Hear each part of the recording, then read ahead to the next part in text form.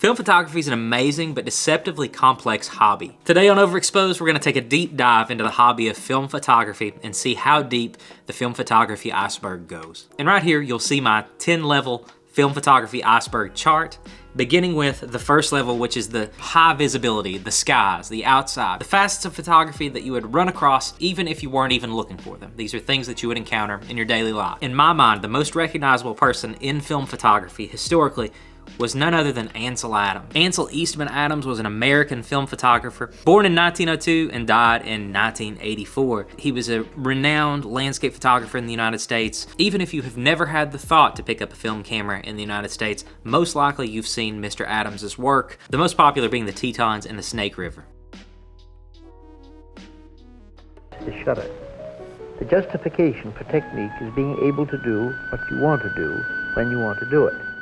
Kodak. Even if you've not spent a second thinking about photography, you've likely heard the name Kodak. George Eastman's famous little company from Rochester, New York, began its life in 1892 when Mr. Eastman began first commercially producing imaging paper. Kodak for the longest time was a leading producer of film and photographic chemicals in the United States and globally, sponsoring the Olympics and all manner of events. Along with Fuji, for the longest time, they were the gold standard in film photography. More recently though, if you've heard anything about Kodak, you're probably familiar with their bankruptcies. In 2012, Kodak filed for Chapter 12 bankruptcy, and it was shortly after that Kodak announced that it would stop manufacturing digital camera equipment of any kind. The most devastating thing for Kodak, though, was that they had to sell a number of their patents. Along with Kodak bringing back Ektachrome, Kodak Gold 200 in medium format, Kodak recently announced that it would begin manufacturing pharmaceuticals. I guess if I had any advice to Kodak, I would just say, just be yourself. But you can't talk about film photography without talking about Kodak.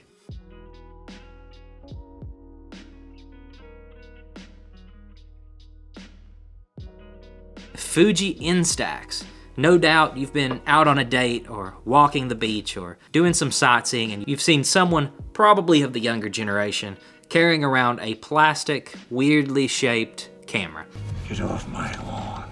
I sound kind of old head right now. Introduced in 1998, if you can believe it, at the tail end of the film photography wave and at this kind of the start of the digital photography era, Fuji Instax has actually been around with us for quite some time. It wasn't until about the year 2015 and 2016 though, where the Fuji Instax format really exploded. In fact, if you look at Fujifilm's numbers, it isn't their famous X series or their new medium format cameras where their revenues come from. It's still largely from Instax. Instax is their cash cow, and many folks say that it's through Instax that we even have Fuji's medium format system. Almost all of us, even those of us not within the film photography niche, have probably seen one of those weird Instax cameras out there. Even though we've long since moved to digital cameras as our image capturing system, we haven't been completely ready to leave film behind, and that's nowhere more apparent than in Lightroom. Film presets are something you've likely encountered if you've been into photography any at all. From the first time that you open up a standard edition of Lightroom, you'll see that there are different amounts of grain that you can add to your shot, different retro aesthetic profiles that you can add to your image. And these are all based off film. That's to say nothing of additional film presets that you could buy. I even made a film preset video. So film presets are likely something that you've encountered. The most likely place that you've encountered film presets though are through Instagram. A lot of the looks that you see through the Instagram app, those are mostly based on film. Film presets are another way that you would likely encounter film, even at this very high level. Now, I'm a little bit older. I'm 33 at this point,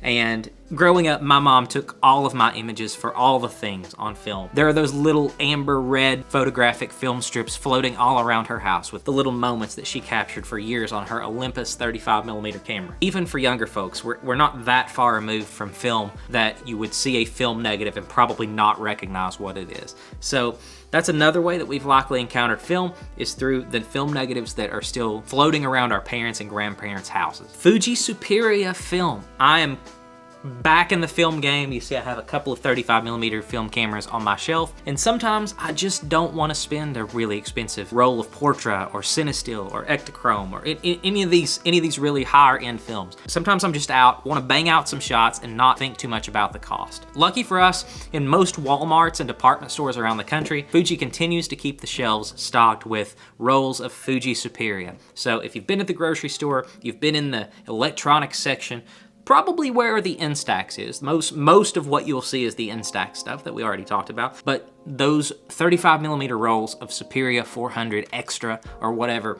they're probably right there. Most likely, even if you're not looking for film, you've probably seen it in the electronics at your local Walmart. Disposables. Right there in that same section of the store, there are still disposable cameras. These are used by little old ladies everywhere. You go to a graduation, you'll see a little old lady walking around with her 35mm camera. They are still there. Those little cameras are still there. I think 12 or 13 bucks now. If you've got a hankering to live out your David Dobrik fantasies, you can snag a disposable camera still at your local Walmart or department store. But that's another way that you would be familiar with film. Something else that's really popular are college courses. Lots of folks take photography in college, and they require you to have a film camera. There are a lot of folks out there who brushed up against film photography or encountered film photography in college when they took photography as a class. Something I wish I had done, but I was busy killing myself with stupid law class. So that's the highest level. That's the first tier of the iceberg chart. We're gonna go down a level now to sea level. That brings us to another photographer, Steve McCurry. One of the first images that I ever recall seeing and thinking, man, that's an impressive photo, was Afghan Girl. Almost all of us have seen this photo, and it's a beautiful image capturing this young girl in Afghanistan with just the most piercing blue eyes. That's probably his most famous photo. American photographer, born in 1950. He spent many years working for National Geographic and has done many assignments for them, and has also been a member of Magnum Photos for a long time. Looking at a few of the things that we can identify with this level, if you've spent any amount of time exploring the film photography hobby on YouTube, you'll see that folks are absolutely obsessed with Portra 400. It's all over YouTube channels, and for good reason. It's a great film. Noted for its warm colors, Kodak's medium speed film has been with us for quite some time.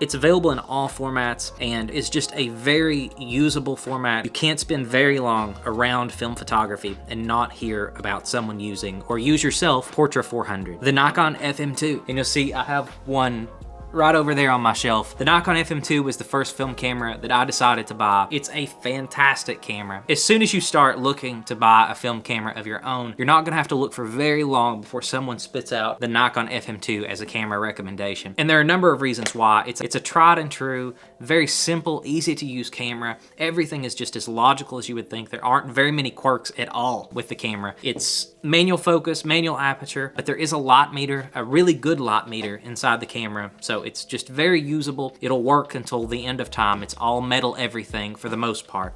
A great camera. So the Nikon FM2, that's a great camera to start with. And the Nikon FM2's sister is the Canon AE1.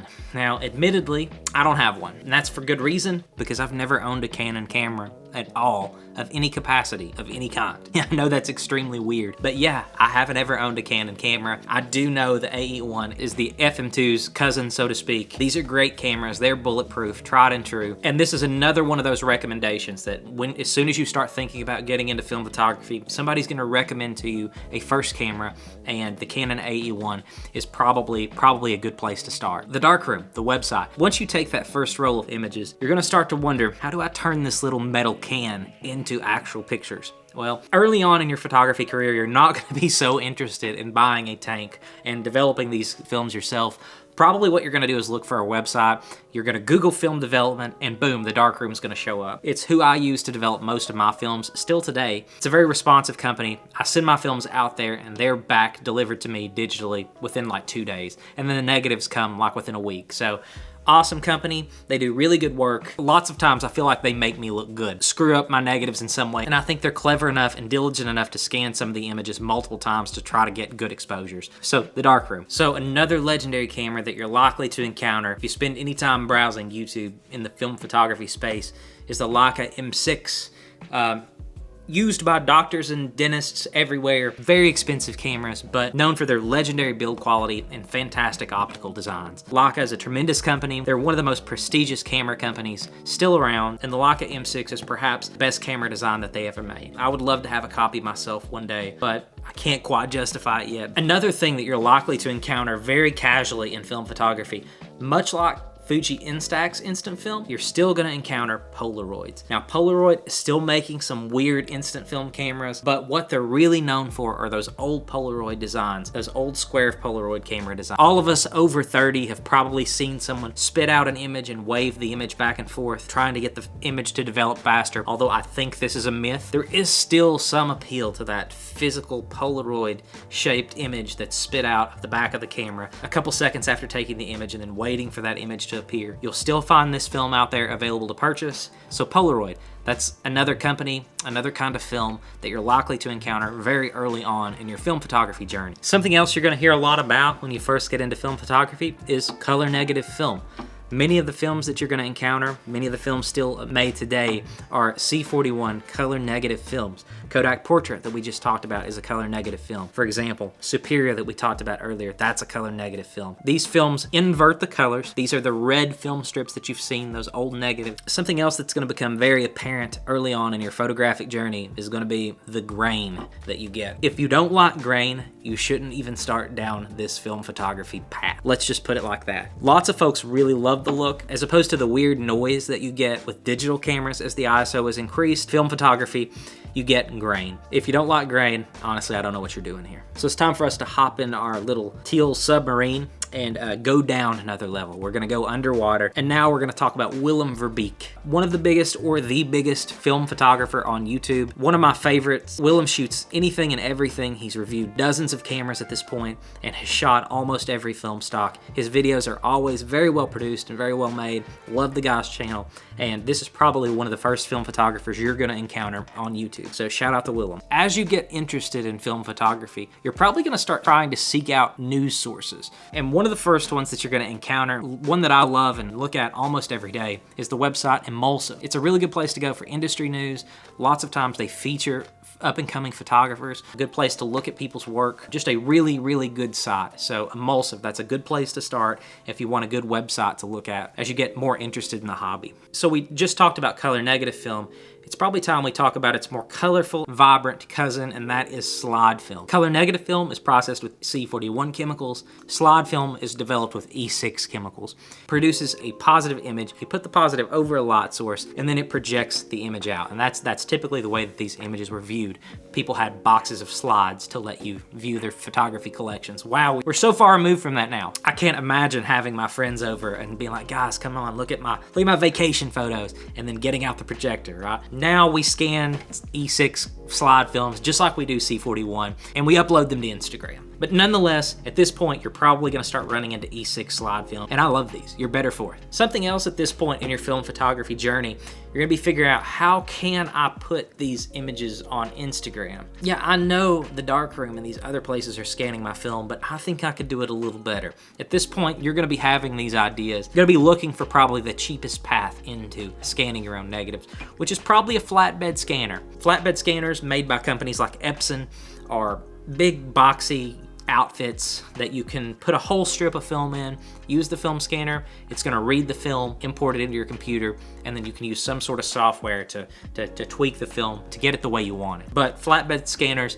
that's probably your entry point into home scanning. And also, now that you're shooting film photography, you're probably a little bit the creative sort. You're feeling kind of artistic. Double exposures are something you're probably gonna have encountered and want to try to shoot. A double exposure is exactly what it sounds like. You're exposing the same piece of film twice. Now, you're gonna have to work out a little bit of math to be able to do that, but most cameras allow you the ability to expose an image twice, which is gonna yield some really cool results, like this.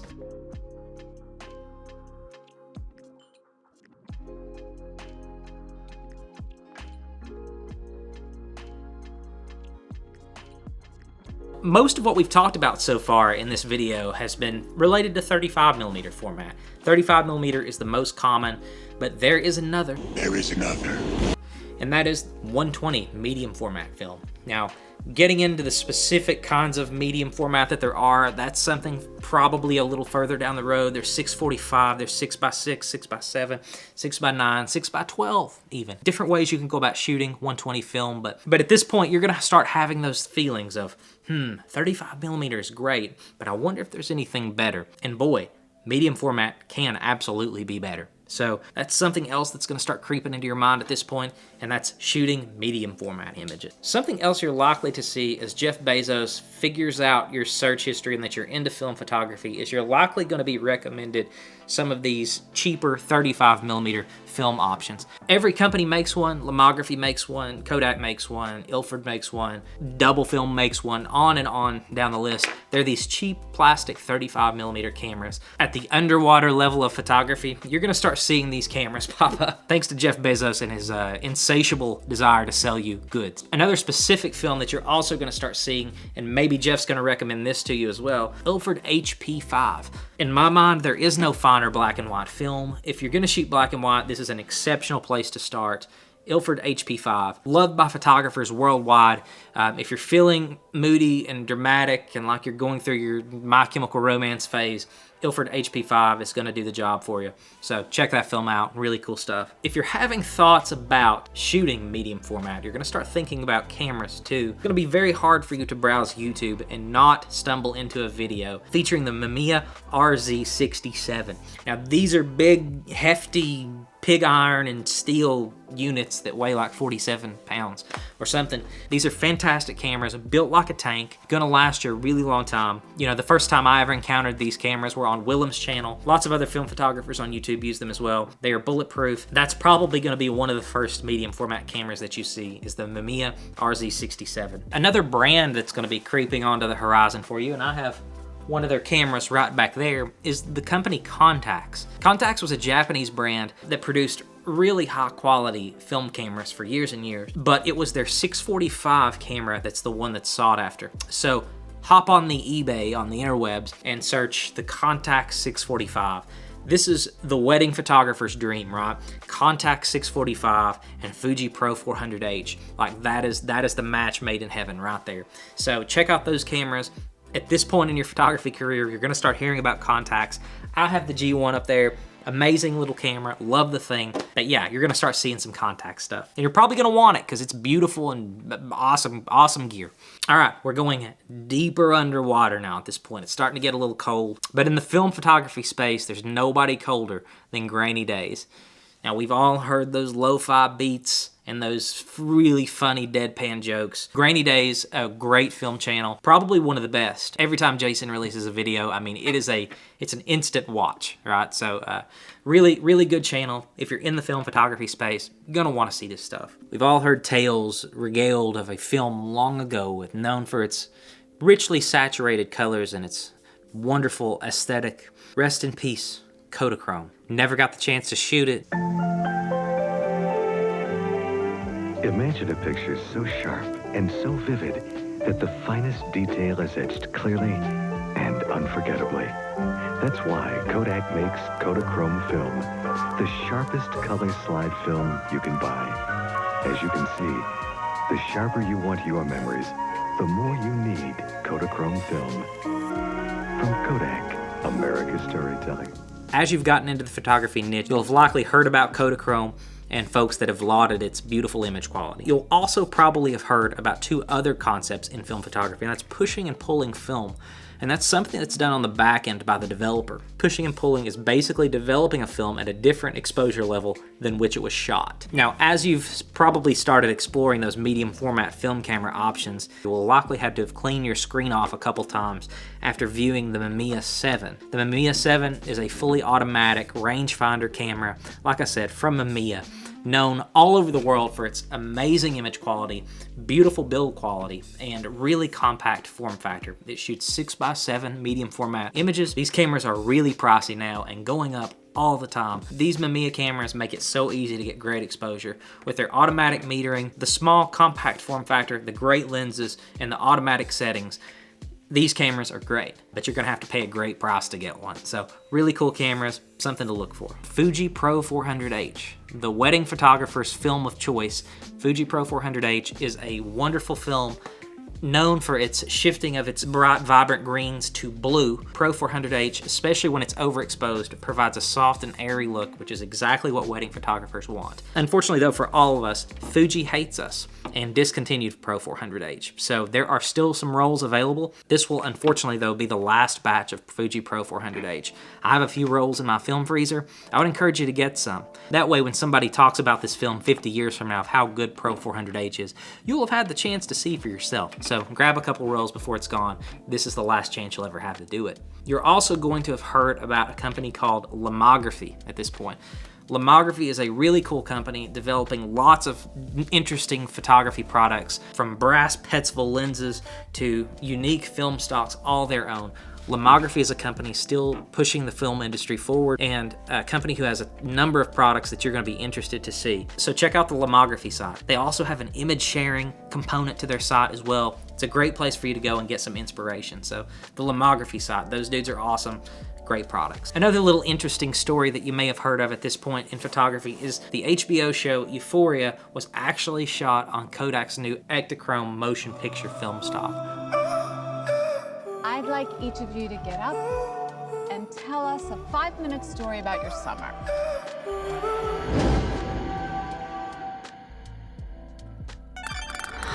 The cinematography in this show is absolutely breathtaking, and colors are just out of this world. The cinematography folks in that show didn't just stumble upon Kodak Ektachrome film stock. It was a deliberate choice. Ektachrome's a beautiful film, and it really helps HBO's Euphoria to shine. Another company that you will have likely encountered at this point is Cinestill, known for their 50D and their 800T films, and recently their new 400D film. Cinestill is a company that takes Kodak motion picture film stock, they remove the rimjet layer, cut the film up, put it in rolls, and then they sell it back to us. Cinestill is a company out there keeping the market flush with film, something you'll have likely seen. You'll have still been looking at medium format cameras, and while you were looking for that Mamiya 7, you might have also seen another really expensive boy, and that's the Hasselblad 500 CM. I actually owned one of these cameras at one point that I paid a whopping $400 for. I sold that camera back, made a tidy profit of about $100. I would hate to think what it would be worth now. But this 500 CM, a beautiful camera. If you're the kind of person that's interested in shooting film photos, I probably have an idea of what kind of person you are, and you are someone who is probably hung up on aesthetics. Well, there is no aesthetically better choice, other than maybe that Leica M6, than the Hasselblad 500 CM. What an absolutely devastatingly sexy camera. The longer that you're in the film photography game, the more that you're gonna want a Hasselblad 500 CM. The only thing that may put you off of this camera though is its square image format, that 6x6 medium format image format. It's a little hard to work with, at least in my mind. I don't think in terms of squares, but maybe you do, so cool camera. Another thing that you'll have likely thought about, we talked about sending your film off and getting it developed. You will have also probably considered at this point developing your own film, and for that you're going to need development tanks. I have a few development tanks. Patterson is kind of the leading company that I've seen. These little round tanks, you're able to spool your film up in complete darkness, which is way hard, at least the first few times. You pour the chemicals inside, shake it all up, make sure that you got your temperatures right. Out come freshly developed films after everything's done. But yeah, but at this point, you're gonna think about developing your own films, and you're gonna need some development tanks. And I would recommend trying it. It's not as hard as you think, and you may be surprised. You get a lot more control over the output when you're actually doing it yourself. So check it out. Now we are still going deeper on our journey to get to the bottom of the film photography iceberg, but we couldn't get to the bottom without stopping in to take a look at Matt Day. Earlier in the list, we talked about the Leica M6 cameras. 90% of the Leica M6 videos that I've watched have been from Mr. Day. This guy is one of the OG film photographers on YouTube and does a really nice job with his videos, and highly recommend you guys check him out. Japan Camera Hunter. From their news articles to their proprietary films and film holders and lenses and everything. But one of the coolest things I think to browse on the site is the what's in your bag. Photographers submit to Japan Camera Hunter images of their setups, all the different things they take with them, from journals and ink pens to their film cameras and film collections, everything that they take with them on a day-to-day basis. It's a really cool segment that they do on the site. One of my favorite things to look at. Notwithstanding the amazing content on the website, they actually make a few films of their own. Japan Camera Hunter 400 Street Pan, and then there's Fugu Film, which is their new slide film that's supposed to be coming out in 2023. But Japan Camera Hunter, just a really cool site. Reciprocity Failure. At this point, if you're still into film photography, you'll have no doubt considered taking your camera out in the night and grabbing some shots. If you have decided to shoot at night, you've most likely encountered reciprocity failure. Reciprocity failure just means that as exposure time increases, your camera film may need more light on kind of an exponential curve. Reciprocity failure is something that you'll need to take account of as you shoot those nighttime exposure. Drum scanning. A digital camera captures the images inside the camera, so you automatically have essentially your final output. Unfortunately for us film photographers, there is a layer of separation between us getting that digital file and the film negative that we've produced. And that's the scanning method that we use. If you spent any time researching scanning at all, you'll probably heard about drum scanners. Drum scanners are one of the best way to capture images, and although none of us will be able to afford having a drum scanner at home, lots of labs still have these, which allow for much higher resolution capture than traditional scanning methods. So something else you'll probably messed around with at this point is a pinhole camera.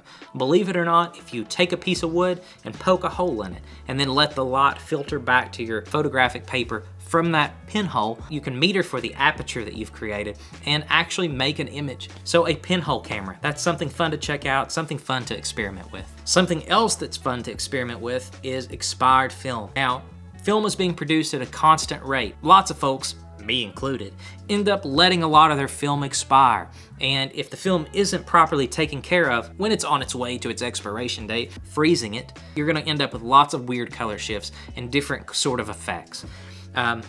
These can actually be desirable, and some folks value these unpredictable results and spend a great deal of time shooting expired films just for these looks, and maybe it's something you'll be interested in taking a look at. Another film format that you might have seen pop up from time to time, and rest assured this is no longer produced, is Kodak Advantix, or Nexia if you're buying that green Fuji film. Advantix was a relatively advanced photographic film that came along later in film's life cycle, around 1996. Advantix featured some interesting ideas like allowing you to remove the film mid-roll and change out to another film stock if you'd like, and also featured a number of electronic integrations. Unfortunately though, due to the rapid onset of digital cameras at this point, the film stock was to be relatively short-lived and would be discontinued. But you can still buy Advantix cameras really cheap. You can still find expired Advantix film out there as well. So something cool to check out. The Sunny 16 rule. You don't always have a camera that has a built-in light meter, and you won't always have a light meter with you.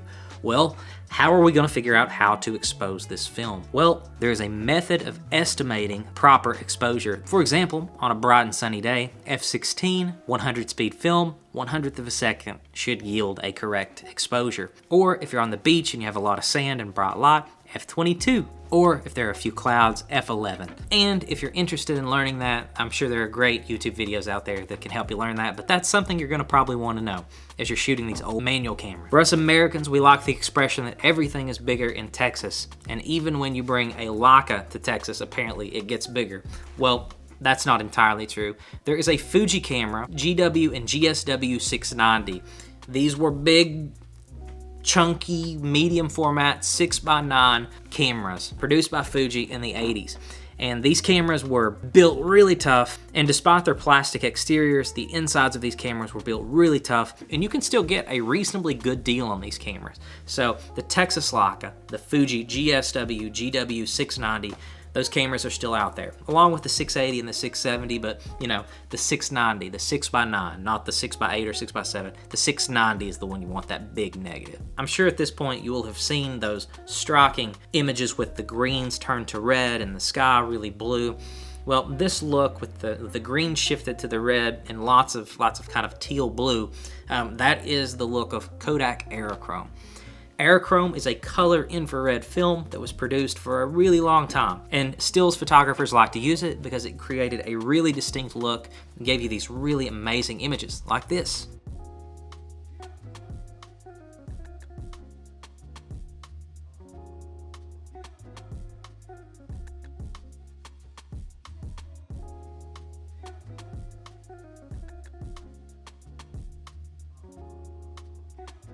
If you're watching eBay really closely and you have a huge pocket full of money, you can still find rolls of Aerochrome.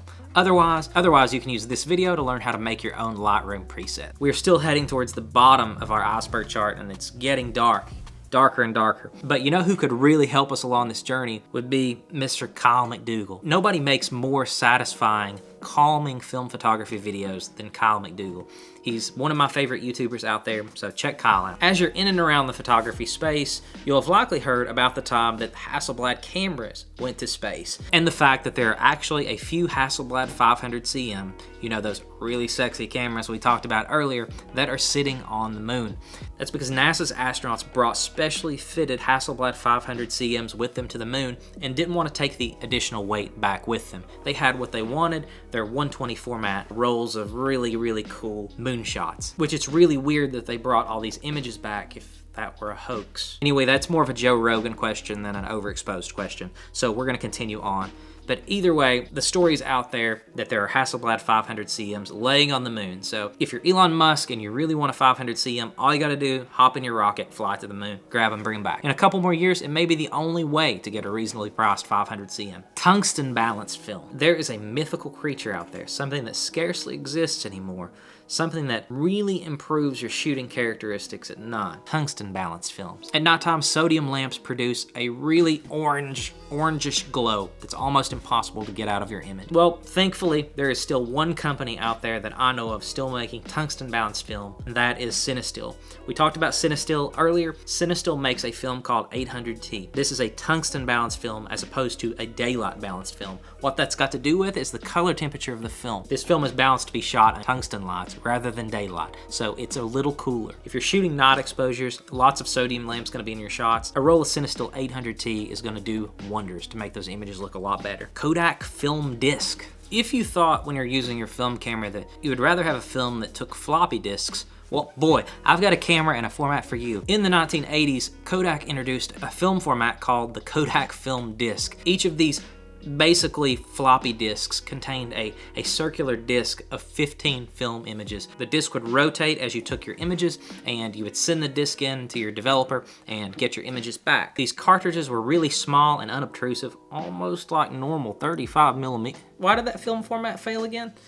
Anyway, the Kodak film disc format, something cool to look into and something you might have heard of. It's almost a dirty word and one that I haven't even kind of dabbled in at this point in my photographic journey. But you may have started hearing about film enlargers. Film enlargers are specialized pieces of photographic equipment made for blowing up your film negatives to make prints. These used to be really expensive pieces of hardware. Now these big obtrusive pieces of equipment can be had for relatively little.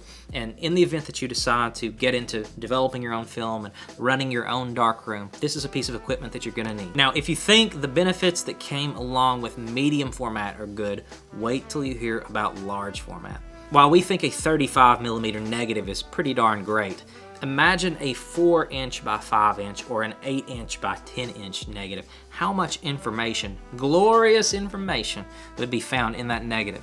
Yes, the cameras are big and bulky, and the film is god-awful expensive, but the amount of detail that you can pack into an 8x10 image is just insane. And the first time that you get to lay your eyes on a freshly developed 8x10 negative, you'll understand what image quality is all about. TLRs, which is what I have over there, over my shoulder, a Rolleiflex. And that is one of the most iconic TLRs out there, but there are tons more. These are twin lens reflex cameras. You use one lens through the top for focusing, and then another lens down below for actually capturing the image. And that's about the long and short of the system. They look really retro and classic, amazing retro aesthetic with a TLR. But other than that, it's kind of a cumbersome and weird system to use. But hey, the things look great and they're something that you may be into. And you'll also see another little item on my shelf that down there on the bottom, and that is my Mamiya M645. This is by no stretch of the imagination a very common medium format camera, but it is relatively affordable. It's one that kind of hasn't blew up yet. My Mamiya M645 is one of my favorite cameras, kind of like the Nikon FM2. The thing just works. It's really simple, and I actually put out a video if you want to hear a little more about that camera, so I'm going to link that here. The film company Yodica. Now let's say that you like your films a little extra. You want a little seasoning, a little sizzle with your film. Well, there's a company out there that may just be for you. And leave it to the Italians to make something a little over the top. And I have a few rolls of Yodica film that I haven't yet got the opportunity to shoot, but I am very excited to check them out. They're known for adding light leaks and different film coloring effects to the films to kind of create a new and distinct effect. Usually the base of these films is Kodak Gold 200, and then they add their effects on top of that. So a really cool company to check out if you want something a little extra other than your normal standard 35mm. And it's time for another scanning method, and this one is a little bit more intensive, but the results can be astounding. And this is something that I'm starting to get into, which is DSLR scanning, or in my case, mirrorless scanning. Commonly online, it's referred to as DSLR scanning. Basically what you do is you put your negatives on a light table, you have a copy stand holding your camera up, pointed straight down, a macro lens, and you just take a picture of the negative. And that negative is then imported into your computer, and you make the proper adjustments in your software, and then you have your proper film scan. And the results that I'm seeing people get now from DSLR scanning are just incredible. The cameras are capable of doing multiple exposure techniques, which really increase the resolution, and you're just able to extract so much data. And now we're at the where the light go level. Is getting, you know, And now we're going down another level. We're at the where the light go level. It's really dark, and it's time to talk about another one of my favorite YouTubers, and this is King Jips, JVPS, King Jips. I don't even know how to say it. Such is life as an Eastern Kentuckian. Another kind of newish, oldish new company is Filmforania.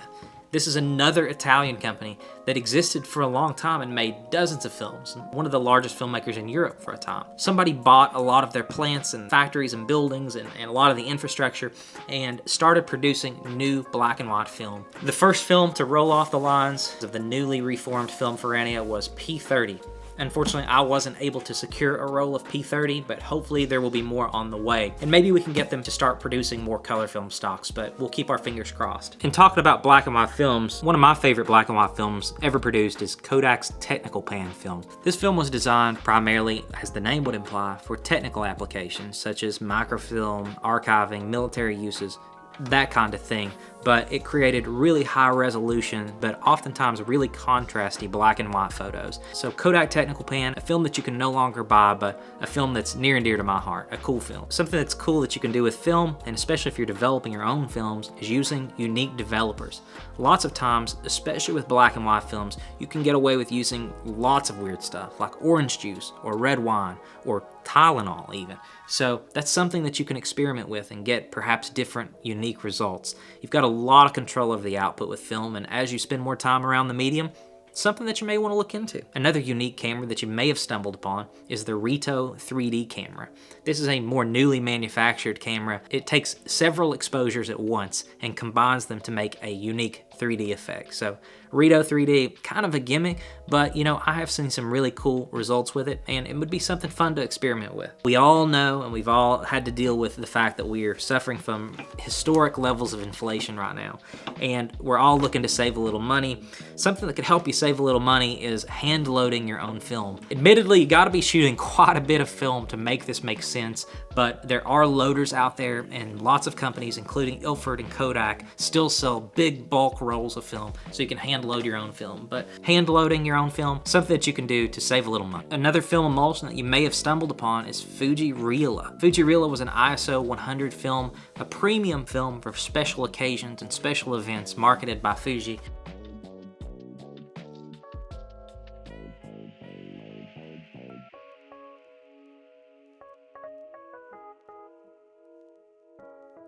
Known for its sharpness and realistic colors, thus the name Rila.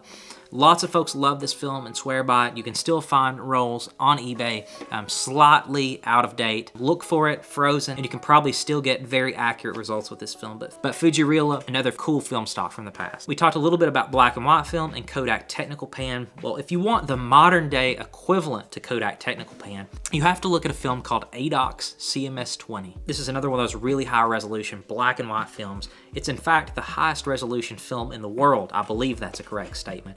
And it's available in 4x5.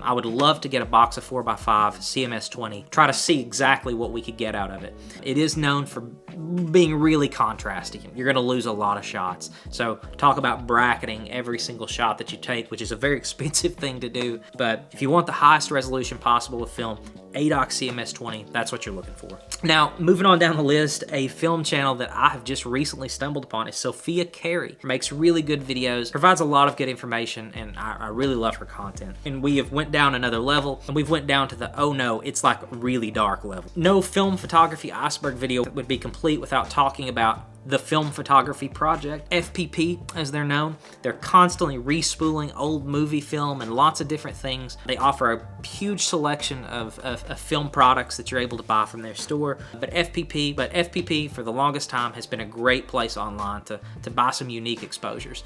They like to name their films after movie monsters like Dracula and Frankenstein and all these different things. So check some of those films out. Like I said, most of the time they're respooled movie films, but a cool place to check out. Now we're quite a bit further in our film photography journey, and the cameras have gotten increasingly specific. Maybe you've noticed that trend. Well, now we are at the Vitessa 1000 SR film camera, which was a rangefinder camera produced under the Zeiss Icon and Voigtlander names in the 60s and 70s. This is a really cool 1970s styled camera. It's got a really good look to it, supposedly really high build quality. It is Zeiss / Voigtlander, so I mean, it stands to reason. A really cool camera, one that I would love to pick up at some point, but a camera that I've kind of had my eye on for a while. Maybe you will too. Also, the weird and wonderful world of half frame cameras. Somebody had the bright idea to split a frame of 35mm and have the camera only shoot half of the frame. So it doubled your exposure count, either 48 or 72 exposures, get a lot more images per roll at the cost of significantly reduced image quality. But the cameras were small and light, and this was a really affordable way to shoot film. Something else that you may want to dabble in is cross-processing your film. Cross-processing is when you use an alternative process to achieve a desired photographic result. Swapping C41 and E6 can yield some really crazy results, or even just changing up the developers a little bit. Yeah, cross-processing films, something you may want to try to spice up your photography life. We talked about large format, but at this point, it's probably time we talk about, I mean, there are some real psychopaths out there, right?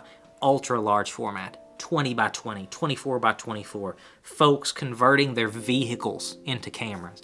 So, I mean, your imagination is the limit. I mean, there is no end to this path. But yes, some folks are not satisfied with large format and have chosen to go the path of ultra large format. So there's a wild world out there for you to explore, but we don't have time for it on this video. Something else that's interesting, and I just found out about this recently, is ECN2 chemicals. Much higher in the Iceberg video, we talked about Cinestill film and how you might have heard me say that they stripped the rim jet from the Cinestill film that they sell you. Cinestill makes it so that you're able to develop their films in the traditional, more widely available C41 chemicals. If you wanted to buy Kodak Vision 3 motion picture and spool it yourself, and like we talked about, hand loading your film and using it on your own, it would need to be developed in ECN2 chemicals because it's motion picture film and it still has the rim jet attached. Just something Cinestill does is remove the rim jet. So ECN2 chemicals, there are companies out there, Silbersalz Films. Silbersalz will sell you motion picture film spooled up and ready to use. You send the film back to them and they will develop it for you in those ECN2 chemicals. Most film labs don't touch ECN2. The rumor is that this stuff is really toxic and easy to harm yourself with. But the crazy Germans at Silbersalz, they don't care to touch it for you. Zeiss Icon is a camera manufacturing company out of Germany, founded in the 1920s. It was created from the merger of 4 camera companies and an injection of cash by Zeiss. They made a number of film cameras, most of them equipped with a Carl Zeiss mount. Most famously, the company up until World War II was the world's leading producer of 8mm movie cameras. But most recently, Zeiss created the Zeiss Icon camera in 2004 to reuse the Zeiss Icon name. It was a rangefinder camera, very similar to a Leica M, and shot 35mm frame. You all know it and you love it. We all know Kodak Ektar 100. We love the stuff. It's really bright, saturated colors. But what you may not know is that at one point there was also an Ektar 25 and an Ektar 1000. There are some brilliant brilliant ads out there from Kodak touting just how high the resolution of Kodak Ektar 25 is.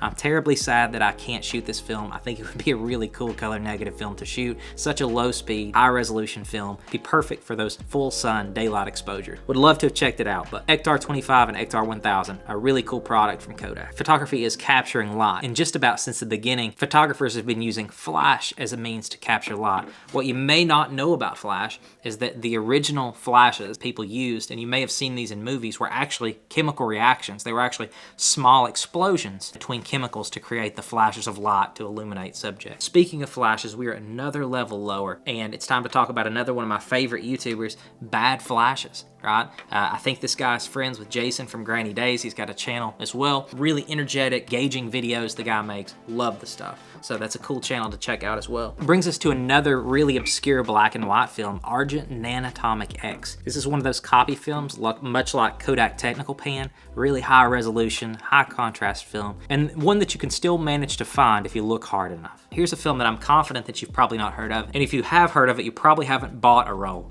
It's Fuji Fortia SP. This is a film, a color slide film developed by Fuji, supposedly for the Cherry Blossom Festival in Japan. We've all seen these pictures of the Japanese cherry blossoms, the beautiful white and pink blooms. This film was apparently developed to capture the Cherry Blossom Festival. The film's known for its really high saturation. It's also a color positive film, but the stuff is really expensive. I'm talking like $50 a roll, $70 a roll, like really expensive stuff. We've talked about the Russia and Ukraine situation on this channel before. Something uniquely Ukrainian though is a company called Svema Film. And this is a company out of Ukraine that made lots and lots of film stocks, and you can still find this stuff pretty widely available on eBay. This is a really cool company that made tons of different film stocks up until the year 2000. So lots of the stuff out there available on eBay and would be really fun to shoot, but you do need to look at the chemicals required to develop some of these films because they may no longer be available and you're gonna be cross-processing. Now, many of us have salivated over those beautiful Leica lenses for hours and hours and hours. The Summilux 35. The Summilux 50, the Summicron 50 f2, you know, the Noctilux, any Noctilux. But what about the Lotz Elmar 135? That's a lens that I feel never got its due. One of the longest lenses available for the M mount and some of the highest image quality available in the system. And these also represent a tremendous value. Provided you're able to get this thing focused, for about $500, $600, you could have a Lotz 135 f4 lens for your Leica M camera. So a really oddball lens, but great image quality, something that would be unique in your bag. Let's say that you're tired of the Fujis and the Kodaks and you want to buy your film from the smallest manufacturer possible. Well, you're in luck, because there's a company in France called Film Washi, and they are known for their photographic paper films, actually paper film stocks. So lots of interesting film emulsions from this company. Lots of times they're repackaging from industrial X-ray film to surveillance film to sound recording film. You can shoot all of those films from the company Film Washi. Lots of interesting emulsions from a company that you may not have ever heard of. And do you know what red scale film is? Have you ever seen those interesting red hued images? But what you may not know is that red scale film is just traditional color negative film turned around backwards and shooting through the backing of the film backing. Let's say that you want to shoot a Leica camera, but you don't have a lot of money. Well, you're in luck, because the Russians for the longest time cloned Leica M-mount cameras and sold them under the branding of Fed or Zorky names. And I actually have a Fed 2 camera that I bought off eBay. The thing works great. There are some little quirks to it, so watch a review if you decide to get one of these cameras. There is a thing or two you need to know. Every time you take an exposure, you want to automatically reach up and advance the film. You don't want to fiddle with your settings and then advance. You have to do those actions in that order, or you will screw up something inside the camera. I know that's weird. That's a very specific thing, but yeah, the Russians were making Leica M clones almost as long as Leica has been making M cameras. So check one of those cameras out. They're super affordable. You can grab one for 50 or 60 bucks. What's it to lose? They look great on the shelf too. You've heard about your Portras and your Ektars, but have you heard of Eastman 2366? No? Well, I'm going to tell you at least a little bit about it. It is a black and white duplicating film sold by Kodak in rolls still today. There are some companies out there spooling this into rolls of 35mm for you to shoot in your cameras today. It's a really contrasty, really rich black and white film, so something interesting to try. Cyanotypes. So we are at some really specific stuff now. A cyanotype was a historically affordable way of producing a photographic image. It produced a cyan or blue print. Take a look at some of these examples of cyanotypes.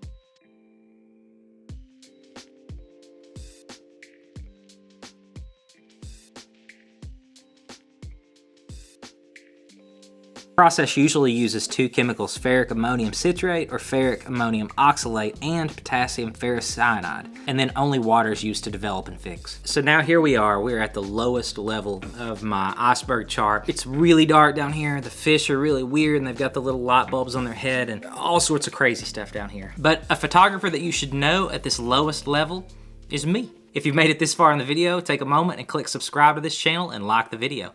And let me know what your favorite fact in the video was. But continuing on with the last batch of weird fact is cutting your own x-ray film. Hospitals, doctors' offices, any place out there that's using x-ray, although like everything else, x-ray film has been replaced by digital as well.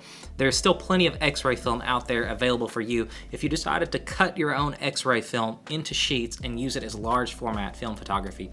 Cutting your own x-ray film is another way to get affordable large format image. Do you know what the first publicly available photographic process was? Why, of course, it was the daguerreotype. To make a daguerreotype image was very expensive. You had to polish a copper sheet to a near mirror finish, treat it with fumes, which made the surface light sensitive, and then expose it with a camera as long as was judged to be necessary to create their image. Take a look at some of these images created with a daguerreotype.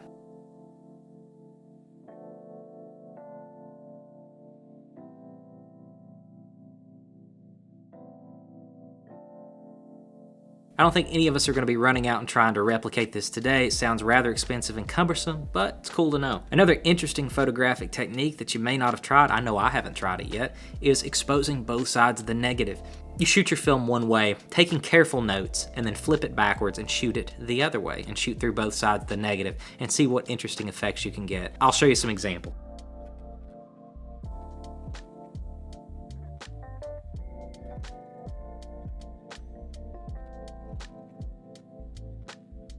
Whether you know it or not, most films have 3 color layers, but not Fuji. Allegedly, Fuji had a 4th color layer, a blue layer. So there's something else to keep you up at night, is that some of those Fuji films had a mysterious 4th color layer, which made them appear a little more blue. Another kind of oddball camera manufacturer is the British company of Perma Camera. They made primarily miniature cameras that used the 127 format, producing 12 images. These cameras looked really nice, had a really Art Deco aesthetic, and were super cool. I would love to check one out.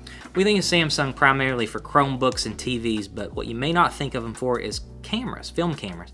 The Samsung ECX1 was a 35mm point-and-shoot camera developed near the end of film's life cycle, so it stands to reason Samsung wasn't long for the film photography world, but they did get this camera out, and it's a really cool novelty from a company who didn't do much with film to begin with. Now, we talked about daguerreotypes earlier, but the photographic process that kind of brought photography more mainstream is the using of glass plates. The light-sensitive emulsion of silver salts was coated on a glass plate, typically thinner than common window glass. It was these glass plates that were inserted into the back of the camera and then exposed to capture the image. And something I know all of you guys are gonna run out and try to do after this video is over is to try to create your own anthrotype. An anthrotype is a photographic process that only uses materials derived from plants. I guess it's organic photography in a way, but I'll show you some examples of some anthrotypes.